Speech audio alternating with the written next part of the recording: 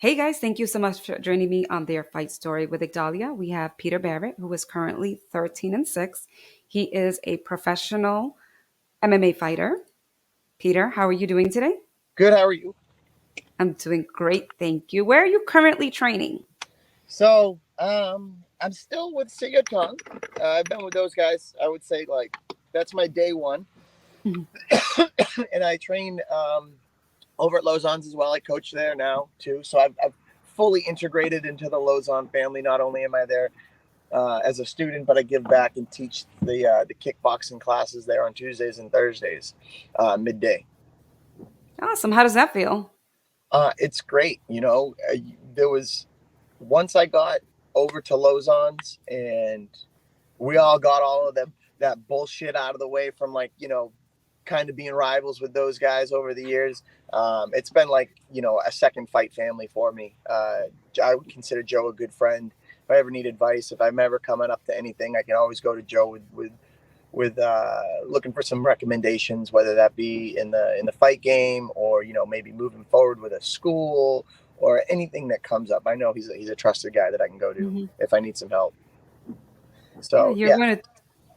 Yeah, sorry. those are two great schools that you're at. How did you decide to go there? So I was going through some hell in my own ways, and I just there were some things that I refused to acknowledge. One of them being that my striking was far superior to my ground game, or at least the amount of energy that I was putting into my striking far outweighed the amount of energy I was putting into my grappling or my jiu-jitsu. So after I lost to Connor Barry and I had my arm broken, I decided, I need to get into a jiu-jitsu school or a grappling school where no gi is the primary focus. And up until then, I had been, training at Junico, at Gracie Fitness, at CCFA under Loco Lobo and a couple other guys, Ariel Sexton, and I was getting the good work, but not as good as I needed. And after losing that fight, I really decided that I needed to make my grappling a priority. And, I had my manager reach out to Joe, make sure everything was cool, had to Mhm. talk to crew Mark about it to make sure everything was good up at the City of Tongue front with me going down there to cross train and really work on my jujitsu. And then, um, the I've been saying this a lot, but the proof is in the pudding. I came back, I fought Zach DiSabatino. I put Joe Lozon and crew Mark Delagrati in the same corner for the first time ever, being pioneers in the MMA game in New England. It's the Mhm. first time they had come together to coach one single fighter, and together at least. And that highlight reel will live in infamy forever. Poor Zach, poor Bill for letting that fight go on.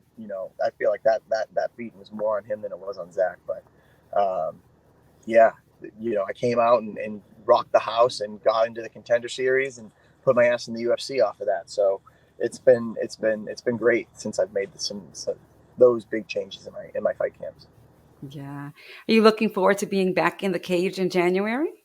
I cannot wait. I was hoping to fight before the end of the year, Mhm. and with the way the scheduling worked out, Mike wasn't able to put a card together, and so now it's just been being healthy, training, polishing all the tools, and now I get to focus on a pretty easy weight cut and jump back in there and fight at 155.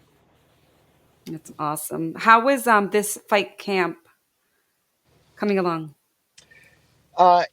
It so I've been a lot busier. I've picked up some more responsibilities by way of just starting a new class on Tuesday afternoons at the strength and conditioning facility that I train at in Rockland. It's called Hardcore Fitness, and I'm starting to build a striking program over there on Tuesday. So that's just a little more time that I'm not focused on the rest or myself. So it's good. I'm staying busy.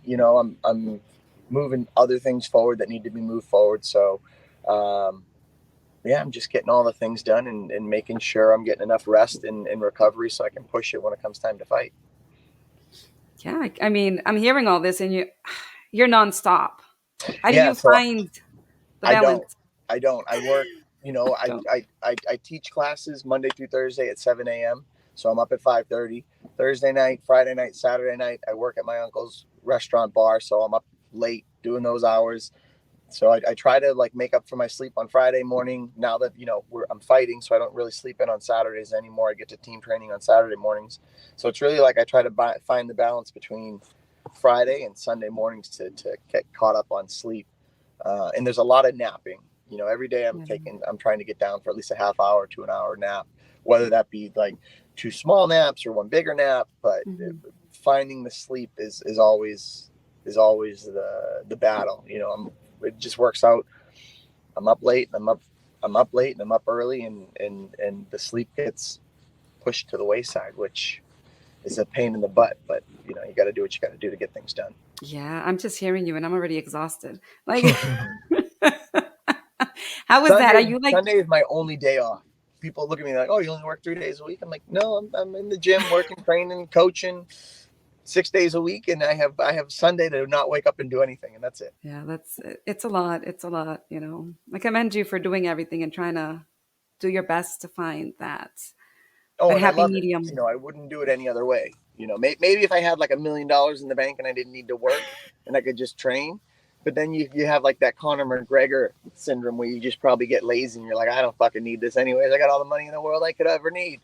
But yeah, no, the only thing that financial freedom would be nice, but I do enjoy my lifestyle. What do you feel has been the biggest challenge as a fighter?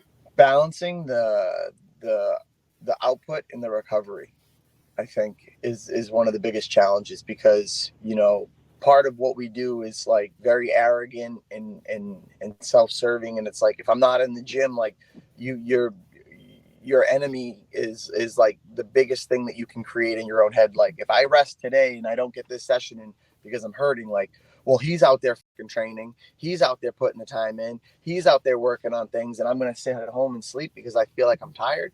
Like, so you got to have that like dialogue with yourself and balance the, like I said, the input and the output. And as I get older, the rest and relaxation and the recovery is a far more important than just grinding to grind. I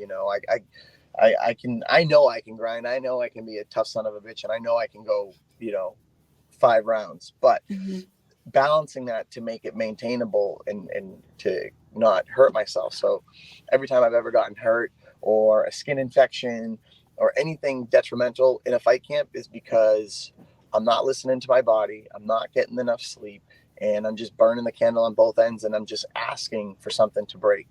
Mhm. So having the flexibility to to check in for recovery time, to rest, is becoming more and more important and more apparent. That's very important. Is there anything about this particular opponent that you have in January that stands out to you? He's a tough son of a, just like my last fight. Jacob Bone took 3 rounds of damage. I still think Steve Rita could have stopped that fight halfway through the second round, probably at one point or two in the first round as well. But with high level fights come high risks, and this fight will be no different. The judges are going to let this go until one of us physically quits or gets put out or put to sleep or breaks an arm. Mhm. But I have a hard time seeing this fight getting called off for any other way than like a devastating finish. Awesome. And before we conclude, is there anything that you would like to share?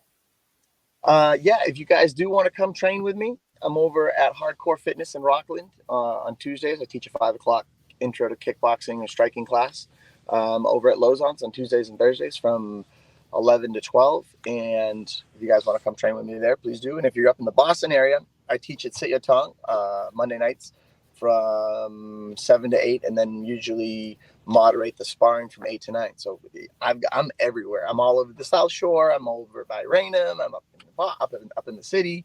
So if you guys want to come train with me, just reach out. Also, still looking for sponsors. I've got like another week before I finalize the banner and the shirts. If anybody's interested on putting some stuff on there and getting on the Slippery Tribe, please do.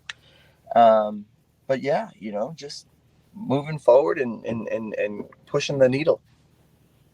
Awesome. And if they wanted to reach out and be a sponsor, how would they go about doing that? Good question. I would say reach out to me over Facebook, Instagram, any form of social media. I don't usually check my Twitter that often, so don't use that channel. But constantly, I think I would say I'm most active on my Instagram, so that would be the best place to reach me. Awesome. Thank you so much. I really appreciate your time. Oh, awesome! Thank you so much for having me.